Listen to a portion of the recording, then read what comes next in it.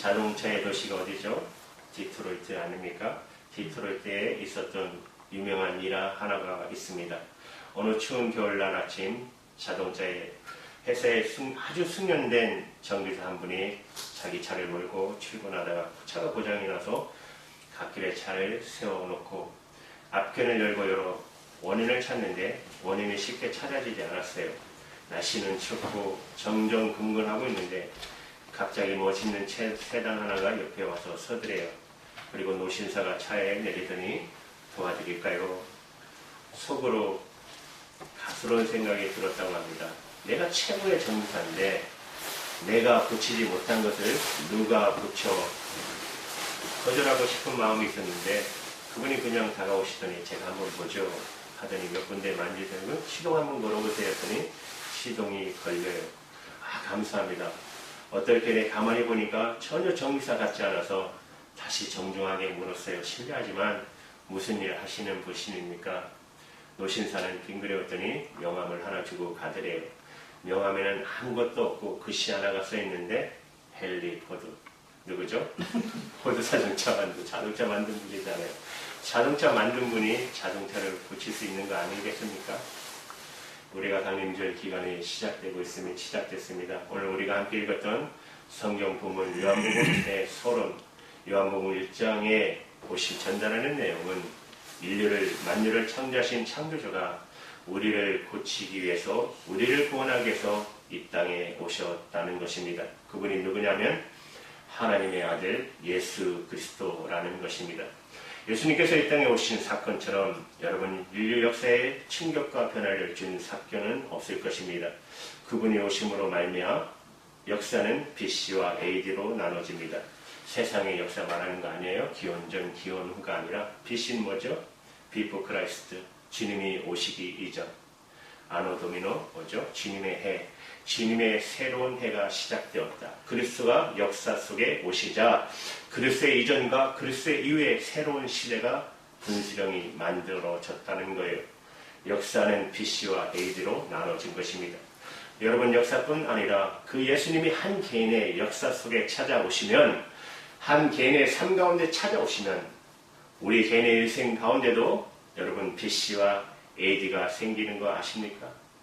그리스도의 이전과 그리스도 이후에 엄청난 변화의 분수령이 생기는 것입니다. 여러분 저 담액색 바울이라는 유명한 사람이 그 길도상에서 예수님을 만나게 됩니다. 예수님을 만나고 나서 그는 이런 고백을 합니다. 고린도후서 5장 17절의 말씀, 그리스도를 만난 사도 바울의 고백을 같이 읽어볼까요? 시작. 그런즉 누구든지 그리스도 안에 있으면 새로운 구조물이다. 이전 것은 지나갔으니 보라 새 것이 되었도다. 이전 건 뭐예요? 지나갔다. 새 것이 되었다. 바울의 BC와 AD입니다. 이전 것은 지나가고 새 것이 되었다. 이런 변화를 주시는 분, 이런 구원을 허락하시는 분, 그 예수 그리스도가 역사 속에 찾아왔을 때, 그런데 여러분 사람들은 그분에게 어떤 반응을 보입니까? 두 가지 반응을 보입니다. 아주 극조적인 대조적인 반응이 나타납니다. 한 반응은 거절입니다. 또 하나의 반응은 영접입니다.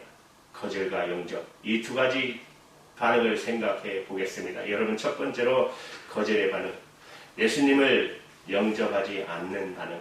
요한복음 1장 11절의 말씀 같이 읽을까요? 시작. 자기 땅에 오매 자기 백성이 영접하지 아니하였으나. 여기서 영접이라는 본래의 공적인 영접, 보편적인 영접, 그러니까 대사수 많은 사람들이 대중적인 영접을 뜻하는 말인데, 예수님이 왔는데 당시 대부분의 사람들, 대다수 사람들이 보편적으로 예수 그리스도를 영접하지 않았습니다. 여러분 왜 그랬을까요? 왜 영접하지 않았을까요? 그분이 누구인지 몰랐기 때문입니다. 예수가 누구인지를 몰랐기 때문에. 아니 그러면 여러분 그분은 본래 어떤 분이십니까?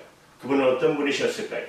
우리가 보통 생각하는 것처럼 세상이 말하는 성인의 한 사람, 훌륭했던 어떤 분, 그런데 성경은 그렇게 말하지 않고 있습니다. 오늘 요한복음 보면 이렇게 분명하게 말하고 있어요. 여러분 요한복음 1장 1절에서 3절을 보면 그분에 대해서 이렇게 말합니다. 그분은 태초부터 계신 분, 태초에 계신 분, 한 걸음 더 나가서 태초에 세상을 창조하신 분, 그 분은 하나님의 아들로서 하나님과 함께 만유를 창조하신 분이라고 말하고 있어요. 여러분 요한복음 1장 3절의 말씀을 보세요. 만물이 그로 말미암아 지은 바 되었으니 지은 것이 하나도 그가 없이는 된 것이 없느니라. 사랑하는 여러분, 그렇습니다. 그분은 창조주이십니다. 그리고 구원자가 되시기에 이 땅에 오셨습니다. 창조자가 그분이 만든 만물들을 고치기 위해서 구원하기 위해서 이 땅에 오셨다는 것입니다. 그런데 그분이 창조한 자신의 땅에 자기의 백성들의 위에 오셨는데 그 백성들은 그분을 영접하지 않았다는 거예요. 여러분 요한복음 1장 11절의 말씀이 그 말씀 아닙니까? 자기 땅에 오매 자기 백성이 영접하지 아니하였으나, 이런 얘기에 내가 내 집에 왔는데 내 집사람이 나를 영접하지 않는 거예요. 나를 몰라보고 집주인은 나를 몰라보고 영접하지 않았다는 거예요. 역설적인 반응입니다. 우리가 왜 그분을 알지 못했을까? 우리가 왜 그분을 영접하지 않았을까? 여러분 오늘 본문 1장 10절의 말씀을 읽어보세요. 정확하게 같은 메시지가 아닙니까? 한번 같이 읽어볼까요? 시작. 그가 세상에 계셨으며 세상은 그로 말미암아 지은 바 되었으되 세상이 그를 알지 못하였고. 어떻게 해요? 알지 못해서 그랬다는 거예요. 그분이 세상의 창조자인 것을 알지 못했다는 거예요. 그가 나를 구원하기에 오신 분이라는 것을 알지 못했다는 거예요. 여러분 아시나요? 여러분 알고 계십니까? 예수 그리스도가 바로 나를 창조하신 창조주인 것을 아십니까? 세상 사람들이 말하는 성인 중에 한 사람이 아니고 그분이 나를 창조하신 분인 걸 아십니까? 그분이 나를 구원하기 위해서 오신 구원자인 것을 아십니까? 헨리 포드가 그 자동차를 만든 분인 것을 알았더라면 디트로이트의 그 정비사는 그를 기쁘게 영접했을 것입니다. 그분이 창조자인 것을 아시면 구원자로 이 땅에 오신 것을, 그런데 그들은 알지 못했다는 것입니다. 여러분 이 비극은 계속되고 있어요. 오늘 본문은 그분이 창조자일 뿐만 아니라 그분이 또한 빛이라고 말합니다. 그분이 이 땅에 오신 이후 이 세상이 어둠에 잡혀있기 때문에 그분은 이 어둠을 몰아내고 이 어둠의 세상을 바꾸기 위해서 빛으로 오신 것입니다. 그분은 참빛이라고 본문은 말씀하고 있습니다. 여러분 5절 말씀을 보세요. 빛이 어둠에 비치되 빛이 어둠에 비치게 되었다는 말이에요. 이 빛은 바로 예수 그리스도이십니다. 빛으로 오셨어요. 어둠을 해결하기 위해서, 어둠을 쫓아내기 위해서 오셨어요. 그런데 이 빛을 사람들이 영접하지 않았다는 거예요. 왜 그랬을까요? 여러분 다시 5절 말씀을 같이 읽을까요? 시작. 빛이 어둠에 비치되 어둠이 깨닫지 못하더라. 그렇죠? 깨닫지 못했다는 거예요. 그분이 비친 것을 깨닫지 못했어요. 내가 이 빛 대신 그분을 영접하면 내 어둠의 문제가, 내 인생의 어둠의 문제가, 내 죄의 문제가, 내 인생의 부질의 문제가 해결될 수 있다는 것을 깨닫지 못했다는 거예요. 그들이 아는 것은 딱 하나입니다. 이 빛 가운데 내 어둠이 드러나면 어떻게 돼요? 내 죄가 드러나지 않겠어요? 내 거짓이 드러나지 않겠어요? 내 욕심이, 내 탐심이 드러나지 않겠어요? 그러면 어쩌나? 그 부끄러움, 그 수치 때문에 그 빛으로 어둠이 폭로되는 것을 두려워하여서 그들은 차라리 빛을 거절하고 도망가는 것이에요. 정확하게 똑같은 이유로 오늘날 수많은 사람들은 이 빛을 영접하지 못하고 빛을 거절하고 있습니다. 여러분 예수님의 말씀을 직접 들어보시기 바랍니다. 요한복음 3장 20절입니다. 같이 읽을까요? 악을 행하는 자마다 빛을 위하여 빛으로 오지 아니하니 이는 그 행위가 드러날까 하며. 예수님 말씀하시죠? 그렇습니다. 어둠 속에 빛이 비치면 두 가지 반응이 일어나는데, 빛을 비치면 자기 죄가 드러날까봐 얼굴을 피하는 사람들, 두려워서 부끄러워서 피하는 것이죠. 그러나 그 빛 가운데서 자기 정체를 발견한 사람, 자기 방의 어둠을 발견한 사람, 그 빛 앞에서 어둠을 정리하기 시작하면 새로워지는 것입니다. 새로운 역사가 시작되는 것입니다. 도망가는 것이 해결이 아닙니다. 빛을 직면해야 하는 것입니다. 빛을 받아들여야 하는 것이. 그러나 지금도 수많은 사람들이 어둠 속을 그대로 걷고 어둠 속에 방황하고 어둠 속에 살고 있는 이유, 그 빛이 두려워서 그렇다는 것입니다. 혹은 빛을 깨닫지 못해서. 동일하게 수많은 사람들이 지금도 같은 이유로 예수 그리스도가 이 땅에 오신 영접하지 못하는 이유. 그런데 오늘 성경 말씀은 여러분 두 번째 반응, 이 거절의 반응과 전혀 대조적인 반응 하나가 뭐죠? 영접이라는 반응입니다. 두 번째 예수 그리스도를 영접하는 반응을 보이는 사람들입니다. 12절의 말씀 같이 읽을까요? 영접하는 자, 그의 이름을 믿는 자들에게는 하나님의 자녀가 되는 권세를 주셨으니, 헬라 성경에 보면 더라는 접속사가 붙어 있습니다. 그러나 지금까지 1절에서 11절까지는 그리스도를 받아들이지 못한, 영접하지 못한 사람들, 그러나 12절부터는 영접하는 자, 그 이름을 믿는 자들에게는 하나님의 자녀가 되는 권세를 주셨다는 것이에요. 대부분 사람들은 그분을 거절했습니다. 대다수 사람들은 그를 거절했어요. 그러나 소수는 다른 선택을 했어요. 소수는 그리스도를 영접했어요. 사랑하는 여러분, 다수가 항상 진리는 아닙니다. 역사에 종종 소수가 진리였던 경우들이 역으로 보여주지 않습니까? 여러분 그렇습니다. 때때로 소수의 선택이 진리의 선택일 수 있다는 거 아십니까?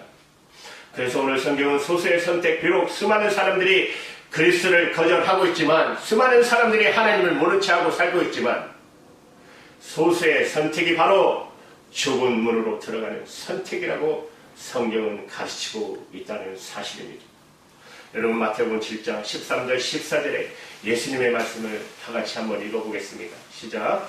좁은 문으로 들어가라. 멸망으로 인도하는 문은 크고 그 길이 넓어 그리로 들어가는 자가 많고, 생명으로 인도하는 문은 좁고 길이 협착하여 찾는 이가 적음이니라. 여기서 중요한 대조적인 단어, 많고 적다.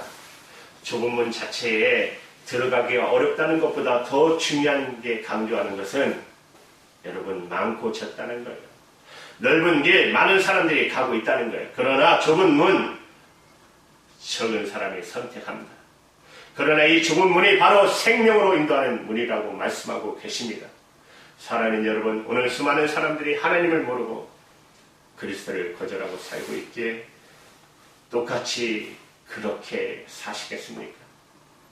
만약에 내가 선택하는 선택이 소수의 선택이라 할지라도 그것이 나를 의로 인도할 수 있다면, 그것이 나를 생명으로 인도할 수 있다면, 그것이 나를 빛으로 인도할 수 있다면, 나는 기꺼이 빛 대신 예수 그리스도를 받아들이고 영접하지 않으시겠습니까? 오늘 성경 요한복음 1장 1절 본문은 이렇게 창조주요 빛으로 오신 예수 그리스도를 영접하는 자에게 어떤 약속을 하십니까? 12절의 말씀, 영접하는 자 곧 그 이름을 믿는 자들에게 뭐라고 그랬어요? 하나님의 자녀되는 권세를 주셨으니. 예수 믿고 살아도 인생의 어려움 여러분 여전히 우리에게 찾아옵니다. 그런데 본질적으로 예수 믿고 달라지는 거, 여기 성경이 약속하는 예수님 자신의 약속하시는 놀라운 약속, 그 약속 뭡니까? 하나님의 자녀가 되는 권세를 받았다는 거예요. 자녀가 되는 권세, 하나님의 자녀가 되는 권세. 세상의 대통령의 자녀만 돼도 대단한 권세를 갖는데 우주 만물을 창조하신 하나님의 자녀가 되는 권세를 받았다는 거예요. 여러분 하나님의 자녀가 되는 권세, 이 말을 쉽게 말씀드리면 자녀의 권세 생각해 보세요. 자식의 권세, 여러분 부모 되신 여러분 자녀의 권세가 얼마나 대단한지 아시지 않습니까? 여러분 자식들에게 자식들의 권세, 달라고 용감하고 뻔뻔하고 담대하게, 그래도 부모는 거기에 끌려가서 주고 또 주고, 주고도 또 더 묻혀서 애쓰는 이 자녀들의 당당한 권세, 그렇잖아요. 이 자녀들의 권세 얼마나 대단해요. 예수님의 말씀을 친히 들어보세요. 마태복음 7장 11절입니다. 같이 읽을까요? 시작. 너희가 악한 자라도 좋은 것으로 자식에게 줄 줄 알거든 하물며 하늘에 계신 너희 아버지께서 구하는 자에게 좋은 것으로 주시지 않겠느냐. 너희가 악한 자라도 자식에게 좋은 것을 주는데 하늘에 계신 아버지께서 너에게 좋은 것으로 주시지 않겠느냐.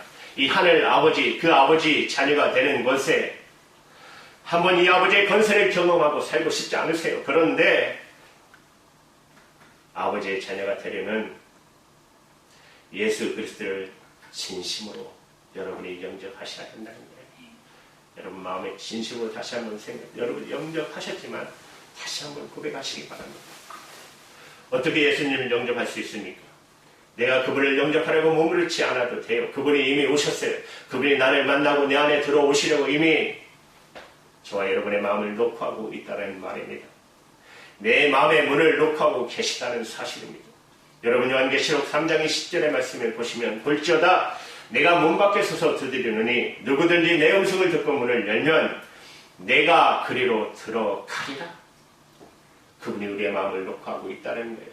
내 음성, 주님의 음성을 듣고 문만 열면 우리에게 들어오신다는 거예요. 우리의 책임이 뭡니까? 여러분의 마음을 활짝 여시면 돼요. 그러면 그분이 들어오신다고, 그분의 영으로 내 안에 들어오신다고, 그리고 내 마음에 들어오시면 그날부터 모든 것이 달라진다고. 나는 하나님의 자녀가 되고 자녀의 권세를 누리고 그분과 함께 살아가는 새로운 인생이 시작된다고. 여러분 요한계시록 3장의 10절의 말씀을 가지고 한송아래를 그린 분 제가 한번 말씀드린 적 있죠. 그분의 이름은 올리엄 홀만 헐트라는 분입니다. 그분의 제목 세상의 빛. 이 성화 여러분 다 보셨죠? 그 성화를 자세히 보면 예수님께서 가시관을 쓰고 있어요. 그분이 이 땅에 오셔서 고난 받으시고 십자가에 못 박으신 분, 또 그분의 머리에는 빛이 나고 있습니다. 그분은 이 땅에 고난 받으셨지만 영광의 왕이라고, 우리가 찬양 받으실 만한 위대한 왕 되신 하나님이라고 빛나고 있는 것입니다. 또 그분은 우리 교회 이름이 뭐죠? 등불 아닙니까? 등불을 들고 계십니다. 등불을 이 어둠 속에 그분은 등불을 들고 와서 집의 문을 두드리고 계십니다. 그런데 문에 손잡이는 없습니다. 그분은 계속 문을 두드리십니다. 그분은 두드리기만 하십니다. 그분은 절대로 문을 열지 않으십니다. 강제로 하지 않으십니다. 이 문은 안에서만 열 수 있는 문입니다. 여러분이 스스로 여셔야 됩니다. 내가 스스로 열면 그분은 등불을 들고 들어오십니다. 들어오는 순간 밝아집니다. 빛이 가득 채워집니다. 그리고 그분과 함께 나는 새로운 인생을 살기 시작하는 것입니다. 그분이 오늘 오셔서 여러분의 마음을 지금도 두드리고 계십니다. 저는 오늘 말씀의 서두에 헨리 포드의 이야기로 시작했습니다. 자동차를 만드신 분, 만든 신이가 자동차를 고칠 수 있지 않겠습니까? 오늘 내 인생이라는 자동차가 조금은 제대로 굴러가고 있지 않다. 여러분 이런 느낌이 들지 있는 분 계십니까?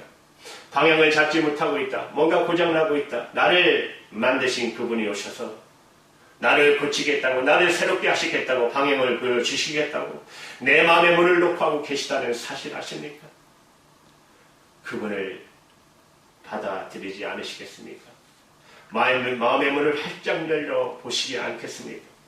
들어오는 순간 그분은 빛으로 내 마음을 채워주실 것입니다. 그리고 그분이 나와 함께 더불어 함께하는 놀라운 인생이 시작되는 것입니다. 그분 앞에 우리의 인생을 맡겨보지 않으시겠습니까? 성경은 이렇게 말합니다. 그러나 세상에 많은 사람들이 그분 없이 살고 있지만, 그분을 모른 채 살고 있지만, 성경은 하나님의 말씀은 이렇게 말씀하고 있습니다. 우리 한번 같이 읽을까요? 12절 말씀 시작. 그러나 영접하는 자, 곧 그 이름을 믿는 자들에게는 하나님의 자녀가 되는 권세를 주셨으니 아멘. 기도하시겠습니다. 하나님 아버지,